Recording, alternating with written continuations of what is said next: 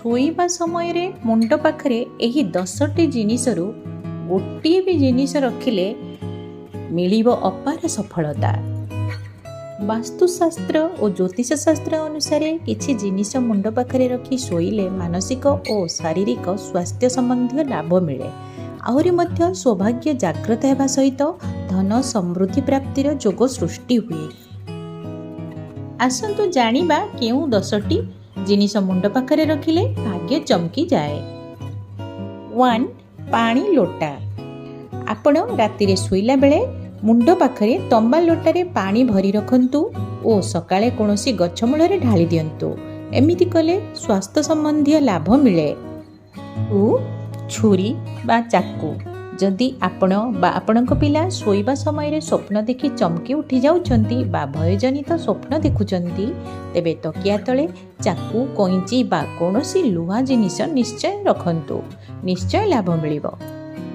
ରସୁଣ। ରସୁଣକୁ ସୌଭାଗ୍ୟର ପ୍ରତୀକ ବୋଲି ମାନାଯାଏ।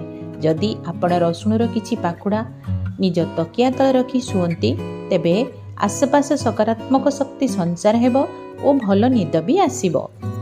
4. ପାନମହୁରି। ତକିଆ ତଳେ ପାନମହୁରି ରଖି ଶୋଇଲେ ରାହୁ ଦୋଷ ସମାପ୍ତ ହୁଏ। ଏହାଦ୍ୱାରା ଖରାପ ସ୍ୱପ୍ନ ଦେଖିବା ବନ୍ଦ ହୁଏ ଓ ମାନସିକ ଅଶାନ୍ତିରୁ ମୁକ୍ତି ମିଳେ। 5. ଛୋଟ ଅଳେଇଚ। ତକିଆ ତଳେ ଛୋଟ ଅଳେଇଚ ରଖି ଶୋଇଲେ ବ୍ୟକ୍ତିକୁ ଭଲ ନିଦ ହେବାରେ ସାହାଯ୍ୟ ମିଳେ। 6. କ୍ଷୀର।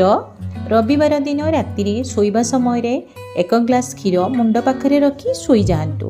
ତା ପରଦିନ ସକାଳେ ନିତ୍ୟକର୍ମ ସାରି ସେହି କ୍ଷୀରକୁ ନେଇ କୌଣସି ବବୁଲ ଗଛ ବା ଆମେ ଯାହାକୁ ଗୋହିରା ଗଛ କହୁ ତା ମୂଳରେ ଢାଳି ଦିଅନ୍ତୁ।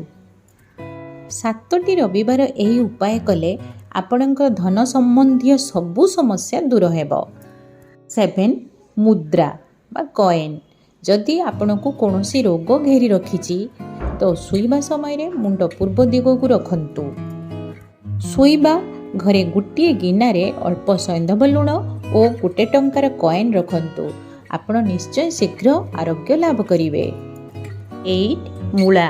ଜନ୍ମପତ୍ରରେ ଯଦି ରାହୁ ପଞ୍ଚମ ଘରେ ଅଛି ଓ ସନ୍ତାନ ପ୍ରାପ୍ତିରେ ସମସ୍ୟା ରହୁଛି, ତ ଏମିତି ସ୍ଥିତିରେ 40 ଦିନ ପର୍ଯ୍ୟନ୍ତ 5ଟି ମୂଳା ପତ୍ନୀଙ୍କ ମୁଣ୍ଡ ପାଖରେ ରଖନ୍ତୁ।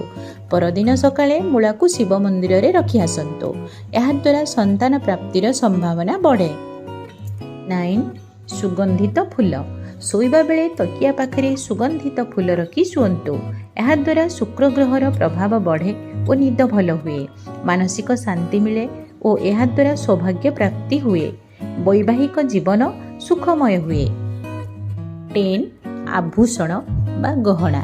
ଶୋଇବା ସମୟରେ ଯଦି ଆପଣ ତକିଆ ତଳେ ବା ପାଖରେ ସୁନା ବା ରୂପାର ଗହଣା ରଖି ଶୁଅନ୍ତି, ତେବେ ମଙ୍ଗଳ ଦୋଷ ଦୂର ହୁଏ। ଏହାର ଶୁଭ ପ୍ରଭାବ ମିଳେ। ଫ୍ରେଣ୍ଡସ୍, ଏହି ଭିଡ଼ିଓଟି ଯଦି ଆପଣମାନଙ୍କୁ ବହୁତ ଭଲ ଲାଗିଛି, ପ୍ଲିଜ୍ ଭିଡ଼ିଓଟିକୁ ଲାଇକ୍ କରନ୍ତୁ, ସେୟାର କରନ୍ତୁ ଆଉ ମୋ ଚ୍ୟାନେଲକୁ ସବସ୍କ୍ରାଇବ୍ କରିବାକୁ ବିଲକୁଲ ଭୁଲନ୍ତୁ ନାହିଁ।